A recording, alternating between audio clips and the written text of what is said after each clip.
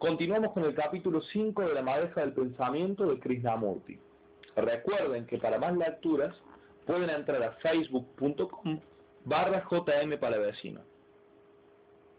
Tenemos que considerar juntos si el cerebro, que ahora solo opera parcialmente, tiene la capacidad de funcionar en su plenitud, de manera total. Actualmente solo estamos empleando una parte del cerebro, cosa que cada uno puede observar por sí mismo. Uno puede ver que la especialización, que tal vez sea necesaria, hace que funcione únicamente una parte del cerebro. Si uno es un hombre de ciencia que está especializado en su materia, lo natural es que solo esté funcionando una parte del cerebro. Lo mismo si uno es un matemático. En el mundo moderno uno tiene que especializarse y nosotros nos preguntamos, aún así, ¿es posible que dejemos al cerebro operar totalmente, completamente? Y otra pregunta que nos formulamos es, ¿qué va a suceder con la humanidad, con todos nosotros, cuando la computadora aventaje al hombre en rapidez y exactitud de pensamiento? Tal como los expertos en computadoras dicen que hará. Con el desarrollo del robot, el hombre tendrá que trabajar, probablemente, nada más que 2 horas por día. Puede ser que esto suceda dentro de un futuro previsible. ¿Qué hará el hombre entonces? ¿Va a ser absorbido por el campo del entretenimiento? Eso es lo que ya está ocurriendo. Los deportes se están volviendo más y más importantes. Está el mirar la televisión y tenemos las distintas variedades de entretenimientos religiosos. O el hombre se volverá hacia lo interno, lo cual no es un entretenimiento, sino algo que exige una gran cantidad de una gran capacidad de observación, de examen y de percepción impersonal. Estas son las dos posibilidades. El contenido básico de nuestra conciencia humana es la percepción, la persecución del placer y la evitación del dolor. La humanidad va a seguir cada vez más el entretenimiento. Uno espera que estas reuniones no sean una forma de entretenimiento. Ahora bien, ¿puede el cerebro estar totalmente libre como para funcionar de manera completa? Porque cualquier clase de especialización, cualquier seguimiento de algún sendero, de cierta rutina o patrón, implica inevitablemente que el cerebro está funcionando de modo parcial y por tanto con energía limitada. Vivimos en una sociedad de especialización. Ingenieros, físicos, cirujanos, carpinteros, y las especializaciones de las creencias, dogmas y rituales particulares. Ciertas especializaciones son indispensables, como la del cirujano o la del carpintero, pero ¿puede el cerebro, a pesar de ellas, funcionar plenamente, totalmente y en consecuencia tener una energía tremenda? Creo que esta es una cuestión muy seria que tenemos que indagar juntos. Si observamos nuestra propia actividad, descubrimos que el cerebro funciona muy parcialmente, fragmentariamente, con el resultado de que nuestra energía disminuye más y más a medida que envejecemos. Biológica, físicamente, cuando uno joven está lleno de vitalidad, pero como a uno lo educan y después tiene que ganarse la vida, y eso requiere especialización, la actividad del cerebro se reduce, se limita y su energía es cada vez menor. Aunque el cerebro puede requerir cierta forma de especialización, no necesariamente especialización religiosa, porque eso es superstición. Como la del cirujano, por ejemplo, ¿puede también operar totalmente? El cerebro solo puede operar totalmente con toda la tremenda vitalidad de 1.000.000 de años tras él cuando es completamente libre. ¿Puede el cerebro humano estar totalmente libre, sin ninguna forma de apego a ciertas creencias, experiencias, etcétera? Si el cerebro no puede estar totalmente libre, se deteriorará. Cuando el cerebro está ocupado con problemas, con la especialización, con los medios de subsistencia, se halla en una actividad limitada. Pero cuando la computadora se encargue de eso, esta actividad irá disminuyendo y en consecuencia el cerebro irá deteriorándose poco a poco. Esto no es algo que se encuentre en el futuro, está sucediendo realmente ahora. Basta con que uno observe su propia actividad mental. ¿Puede nuestra conciencia, con su contenido básico de temor, de persecución del placer, con todas sus implicaciones de pesadumbre, angustia y dolor, con sus heridas psicológicas, etcétera, puede esa conciencia llegar a ser completamente libre? Podemos tener otras formas, conciencia nacional, la conciencia del grupo católico, la del grupo hindú, etcétera, pero básicamente el contenido de nuestra conciencia es temor, persecución del placer con la angustia y el dolor resultantes, y por último, la muerte. Esto constituye el contenido principal de nuestra conciencia. Estamos observando juntos el fenómeno total de la existencia humana, que es nuestra existencia. Somos la humanidad porque nuestra conciencia, sea la de un cristiano que vive en el mundo occidental, o la de un musulmán en el Oriente Medio, o la de un budista en el mundo asiático, es básicamente miedo, persecución del placer y la inacabable carga de angustia, heridas psicológicas y dolor. La conciencia de uno no es algo personal para uno mismo. Esto es muy difícil de aceptar, porque hemos sido condicionados, educados de tal manera que resistimos el hecho real de que no somos individuos en absoluto, de que somos el total de la humanidad. Esta no es una idea romántica, no es un concepto filosófico, no es en absoluto un ideal. Examinando atentamente es un hecho. Por lo tanto, tenemos que descubrir si el cerebro puede liberarse del contenido de su conciencia. Señores, ¿por qué escuchan al que les habla? Al escucharlo, ¿se están escuchando a sí mismos? ¿Es eso lo que ocurre? Uno solo está señalando algo, está actuando como un espejo donde ustedes pueden verse, ver la realidad de sus propias conciencias. No es la descripción lo que está señalando, la cual se vuelve meramente una idea, si no hacen más que seguirla.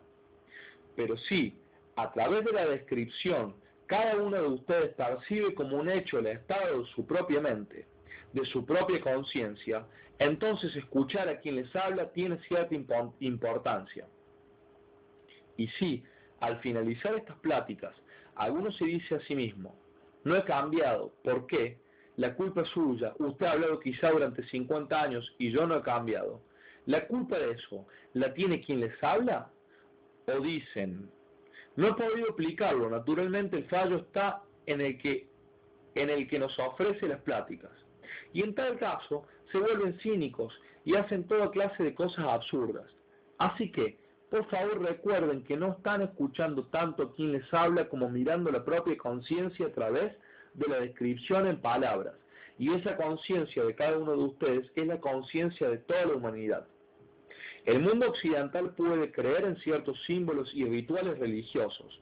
El mundo oriental procede de igual modo, pero tras de todo eso está el mismo miedo, la misma persecución del placer, la misma carga de angustia, codicia, heridas psicológicas, anhelo de realización personal, es decir, factores comunes a toda la humanidad. Por lo tanto, al escuchar estamos aprendiendo acerca de nosotros mismos, no solo siguiendo la descripción. Estamos realmente aprendiendo a mirarnos y en consecuencia damos origen a un estado de completa libertad en el que puede operar la totalidad del cerebro. Después de todo, la meditación, la compasión, el amor existen cuando opera la totalidad del cerebro. Cuando opera la totalidad hay un orden integral. Si hay un orden interno integral, hay total libertad. Solamente entonces puede haber algo que es intemporalmente sagrado. Ello no constituye una recompensa, no es algo que pueda ser obtenido. Lo que es eternamente intemporal, sagrado, llega solo cuando el cerebro está completamente libre para... El contenido de nuestra conciencia es el producto de todas las actividades del pensamiento. ¿Puede ese contenido ser liberado alguna vez de modo que haya una dimensión total y absolutamente distinta? Observemos, pues, el movimiento total del placer. No solo existe el placer biológico, que incluye lo sexual, también hay placer en la obtención de algo por lo cual hemos estado trabajando. Hay placer en el poder político y religioso, en el poder que tenemos sobre una persona, placer en la adquisición de conocimientos y en la expresión de esos conocimientos como profesor, como escritor, como poeta. Existe la gratificación que se produce mediante una vida muy estricta, ascética y moral, el placer de alcanzar en lo interno algo que no es común al hombre corriente. Este ha sido el patrón de nuestra existencia durante millones de años. El cerebro se ha condicionado para ello y en consecuencia se ha vuelto limitado. Todo cuanto está condicionado tiene que ser limitado. Por lo tanto, cuando el cerebro está persiguiendo las múltiples formas del placer, debe inevitablemente volverse pequeño, limitado, estrecho. Y es probable que, dándonos cuenta inconscientemente de esto, buscamos diferentes formas de realización personal. Por favor, observen esto en sí mismos, que la actividad que desarrollan en la vida cotidiana. Si observan, verán que el cerebro está ocupando todo el día con una cosa u otra, parloteando, hablando incesantemente, continuamente, como una máquina que jamás se detiene. Y de ese modo el cerebro se va desgastando poco a poco, y está en camino de volverse inactivo si la computadora toma su lugar. ¿Por qué, pues, los seres humanos se ven atrapados en esa perpetua persecución del placer? ¿Por qué? ¿Es porque están tan absolutamente aislados en sí mismos y escapan de esa sensación de aislamiento? ¿Es que desde la infancia se les condiciona para eso? ¿Es que el pensamiento crea la imagen del placer y luego la persigue? ¿Es el pensamiento el origen del placer? Por ejemplo, uno ha tenido cierta clase de placer, una comida muy sabrosa, un placer sexual, o el placer de un hallazgo personal. Y el cerebro registra ese placer.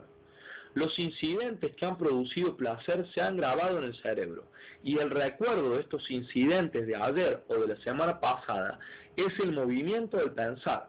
El pensamiento es el movimiento del placer. El cerebro ha registrado sucesos placenteros y excitantes, merecedores de recordarse, y el pensamiento los proyecta hacia el futuro y los persigue.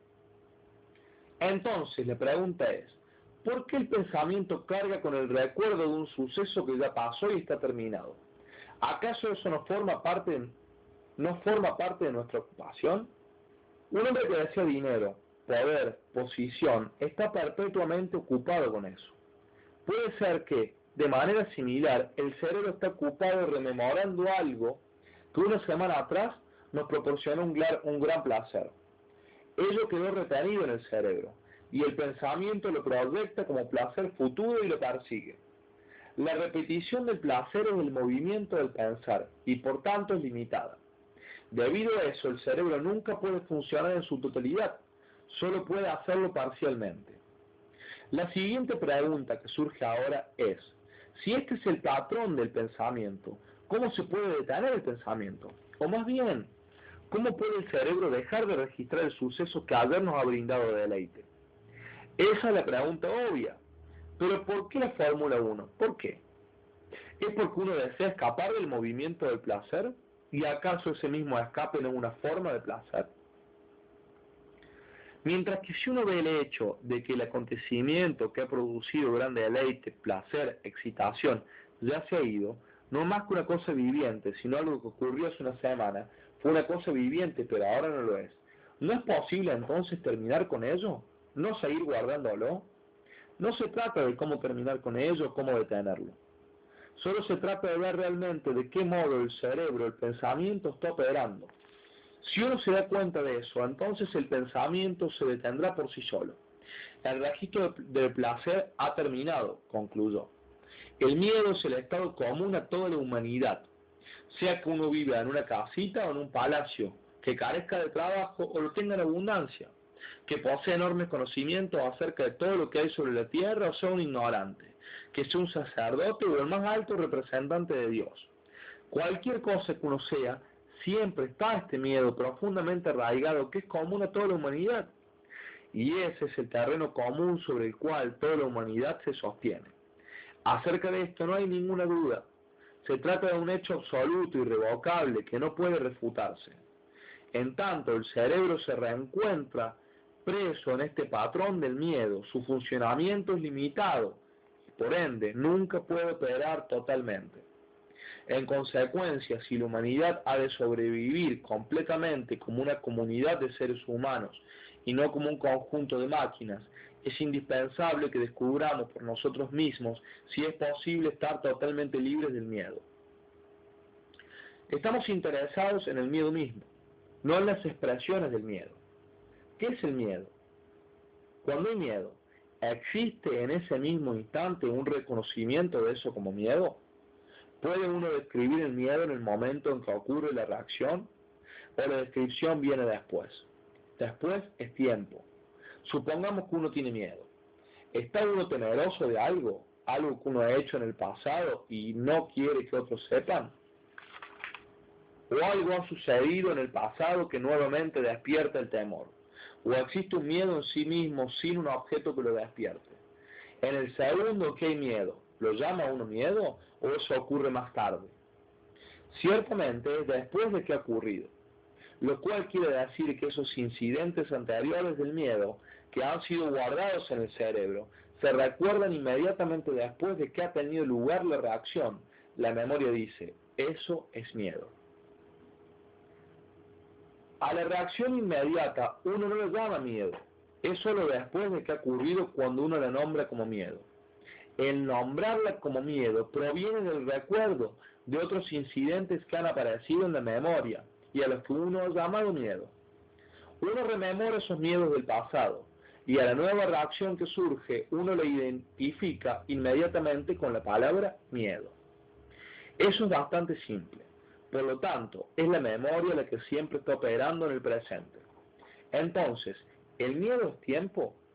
Miedo a algo que ha sucedido una semana atrás, lo cual ha causado un sentimiento que nosotros hemos nombrado como miedo, con la implicación futura de que eso no debe repetirse. Sin embargo, ello podría volver a suceder y por lo tanto uno le teme. Nos preguntamos pues, ¿es el tiempo la raíz del miedo? ¿Qué es entonces el tiempo? El tiempo marcado por el reloj es muy simple. El sol aparece en cierto momento y se pone en cierto momento. Ayer, hoy y mañana. Esa es una secuencia natural del tiempo. También está el tiempo psicológico, interno.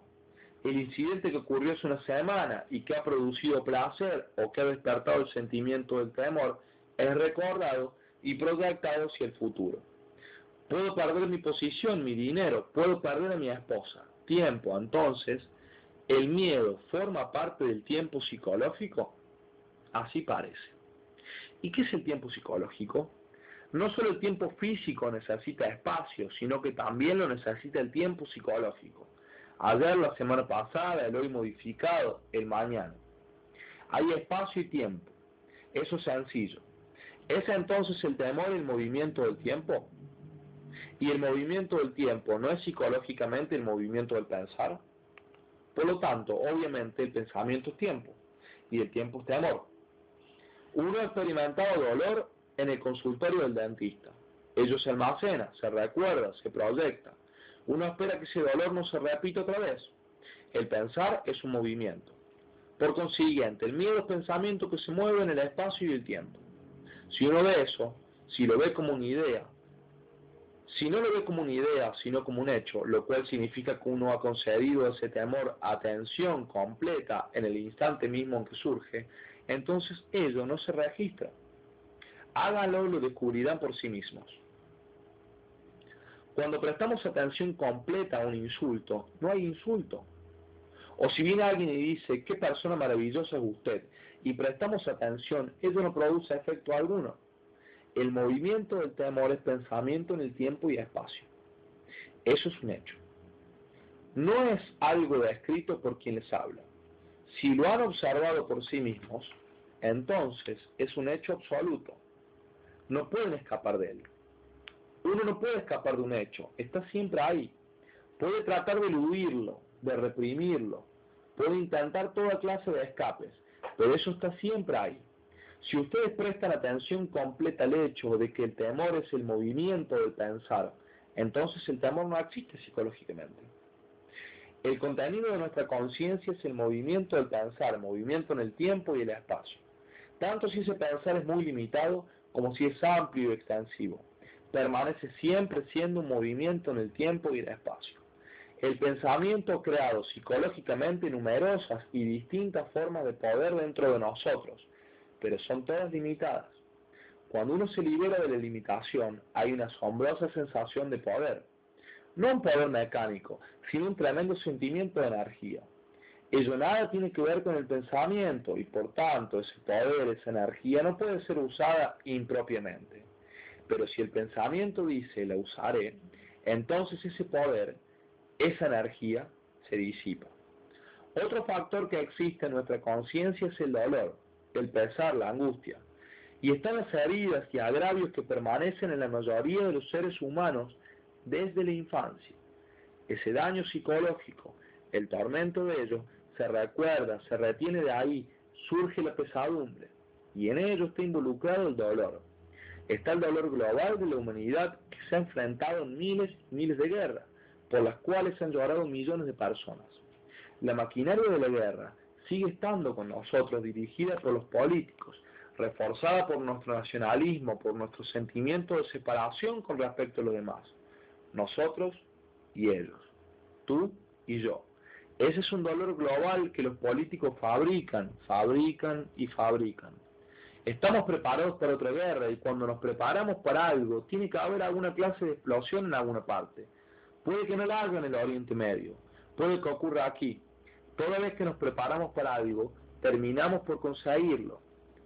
Es como preparar la comida. Pero somos tan estúpidos que todo esto continúa, incluyendo el terrorismo.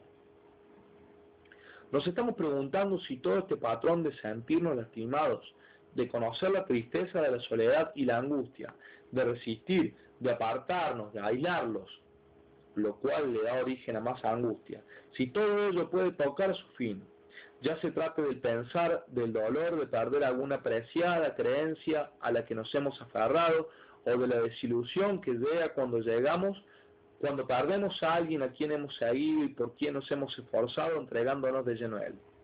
¿Puede también eso terminarse? ¿Es posible estar para siempre libres de todo esto? Es posible si nos dedicamos a ello, no si hablamos interminablemente al respecto.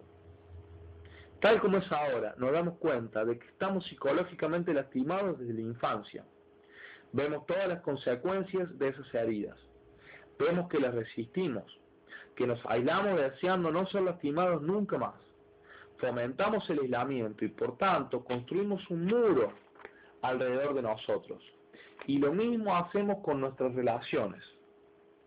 Las consecuencias de estar lastimados desde la infancia son la angustia, la resistencia, el retiro, el aislamiento y un miedo cada vez más profundo. Y como ha dicho quien les habla, está el dolor global de la humanidad. Los seres humanos han sido torturados por las guerras, torturados bajo las dictaduras, el totalitarismo, torturados en diferentes partes del mundo. Y está el dolor de mi hermano, de mi hijo, mi esposa, que se han alejado de mí o que han muerto. El dolor de la separación, el dolor que surge cuando uno está profundamente interesado en algo y el otro no lo está. En todo este dolor no hay compasión, no hay amor. El fin del dolor trae consigo el amor, no el placer, no el deseo, sino el amor. Cuando hay amor, hay compasión, y con ello sobrevive la inteligencia, la que nada tiene que ver con la inteligencia del pensamiento. Tenemos que mirarnos muy atentamente nosotros mismos como humanidad y ver por qué hemos cargado con todas estas cosas a lo largo de nuestras vidas. ¿Por qué jamás hemos puesto fin a esta condición?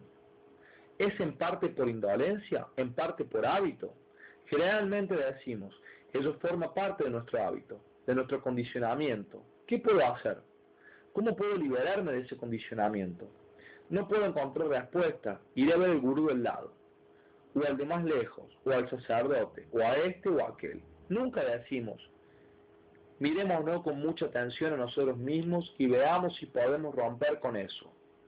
Como con cualquier otro hábito. Uno puede terminar con el hábito de fumar o con el de las drogas y el alcohol, pero decimos, ¿y qué importancia tiene? De todas maneras estoy envejeciendo, el cuerpo se destruye, por lo tanto, ¿qué importancia un poco más de placer?